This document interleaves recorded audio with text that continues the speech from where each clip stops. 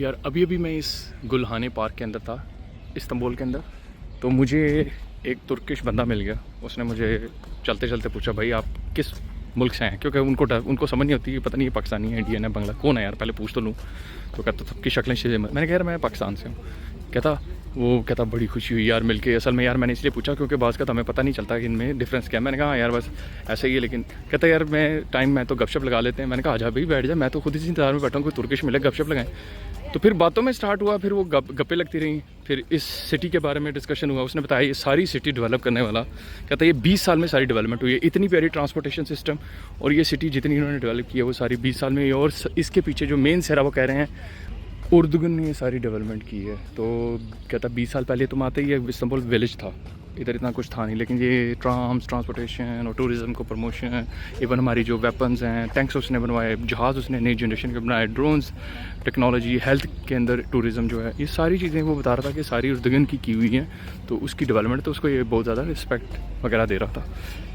तो मैंने भी उससे वही बात की। मैंने कहा यार ये बताओ कि हम तो तुर्किश से प्यार करते हैं, ये तुर्किश पाकिस्तानी से क्यों प्यार करते हैं? मैंने कहा मैं भी ज़रा से पूछूं क्या जवाब देता है। उसने एक नई चीज़ मुझे बताई जो मुझे नहीं पता थी।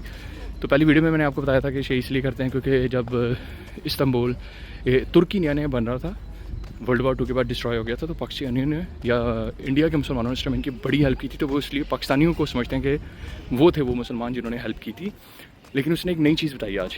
कहता है जब इस्तांबुल पे ब्रिटेन अटैक कर रहा था तुर्की पे यानी इस्तांबुल के थ्रू, तो कहता है उसमें ब्रिटिश सोल्जर भी मौजूद थे। ब्रिटिश यानी इंडियन सोल्जर, जो वहाँ के मुसलमान सोल्जर वहाँ पे आए हुए थे ब्रिटिश आर्मी के साथ लड़ने के लिए। आपको पता है ना ब्रिटिश आर्मी में मुसलमान इंडियन सोल्जर भी होते थे।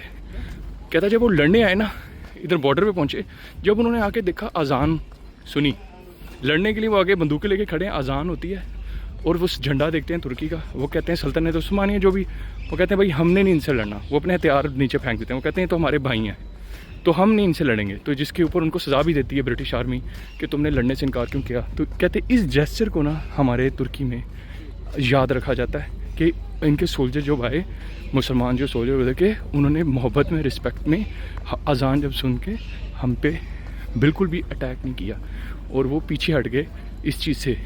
तो यार देखो कैसे, कहता है हम तुर्की वाले ना तो दोस्त को भूलते हैं ना दुश्मन को।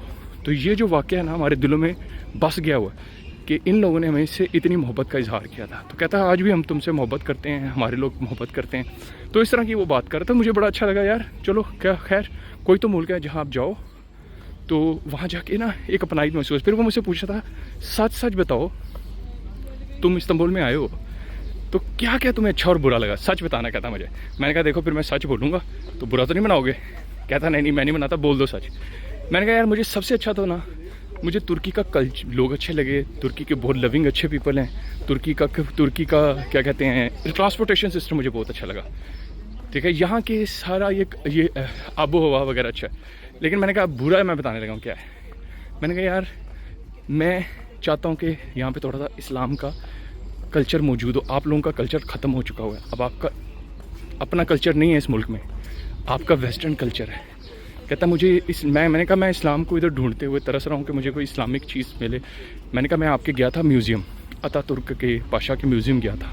वहाँ पे जाके मैंने जितनी तस्वीरें देखी उसमें मुझे सिर्फ ये आज़ादी की तस्वीरें थी, जिसके अंदर मुझे सिर्फ लगा जैसे ब्रिटिश कपड़े पहने हुए हैं तुर्किश लोगों ने। कोई मुझे तुर्किश बंदा तुर्किश कपड़ों में नज़र नहीं आ रहा। मैंने कहा यार ये क्या है? मैंने कहा ये क्या किया आप लोगों ने? वो कहता ये मुझे भी अफसोस है, हम लोग को ये बड़ा अफसोस है, हमारा कल्चर ख़त्म हो चुका है, तबाह हो गया। अब हम लोग वाकई से दूर हैं। और ये बात ठीक है कि हम लोग इस्लाम से ना, हमें स्टेट पढ़ाती रही है, हमें इसका पूरे तरीके से हमारा जैसे कहते हैं ना दिमाग को ट्रेन किया गया है कि भाई ये इस्लाम वगैरह से दूर हटना, ये वो सारी चीज़ें। तो कहता है इसलिए अब हमारा कल्चर डिस्ट्रॉय हो चुका है। मैंने कहा यार ये सिर्फ इस्तांबुल में ही है या पूरे तुर्की में ऐसा है? कहता नहीं ज़्यादा इस्तांबुल ही है, बाकी आप तुर्की में दूसरी जगह जाओगे वो जो है जगह ठीक है। तो बहरहाल तो ये कहानी है तुर्की की, तो इस्तांबुल की। इसीलिए यार अपने कल्चर को प्रोटेक्ट करना चाहिए, अपने कल्चर के साथ रिस्पेक्ट करना चाहिए। कल्चर से जब मैं बात करता हूँ तो मैं इस्लामिक कल्चर की बात करूँ, मैं अपने नेशनल कल्चर को नहीं इतनी प्रायोरिटी देता। नेशनल कल्चर की कोई वैल्यू नहीं होती है। हाँ अगर आप देना चाहें तो आप दें, आपकी मर्ज़ी, आपका नेशनल कल्चर है भाई।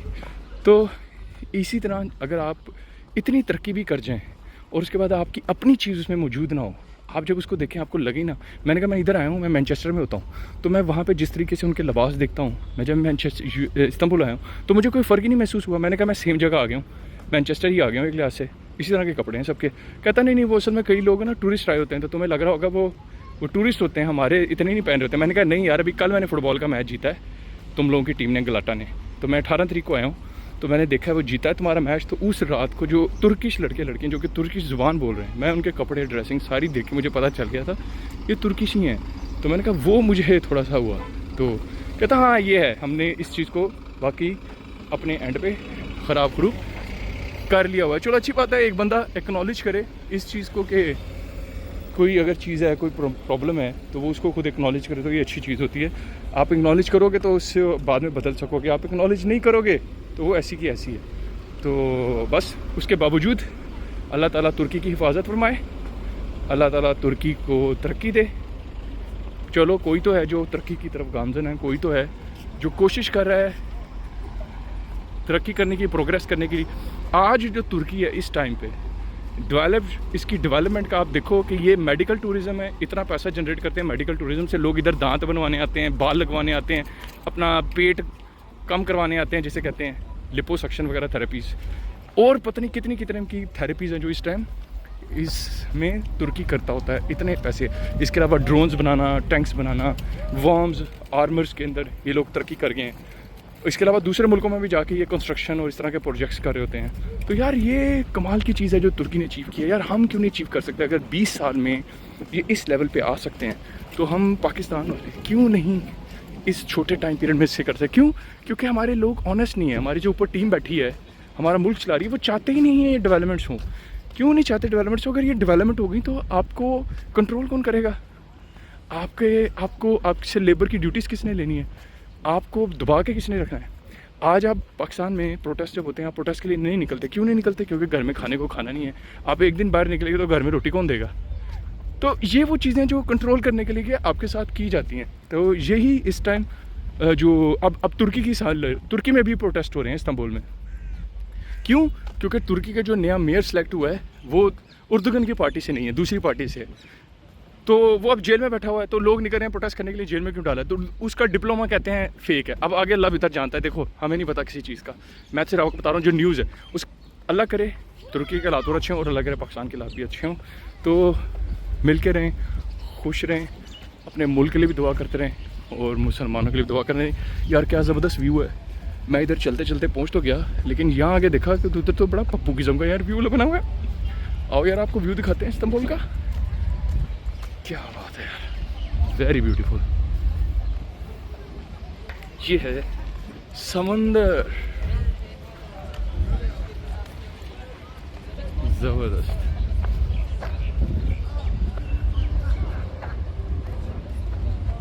क्या बात है, लुक्स एब्सोल्युटली अमेजिंग यार। चलो यार मैं ज़रा भी थोड़ा सा करता हूँ एंजॉय, आप रेस्ट मारें। नेक्स्ट वीडियो में मुलाकात हो। यार कमेंट ज़रूर करना वीडियो पे, लाइक कर देना और सब्सक्राइब कर देना चैनल को। हम मच्छियाँ फाड़े ने वेखते हैं कि मच्छियाँ ने फड़ियाँ ने।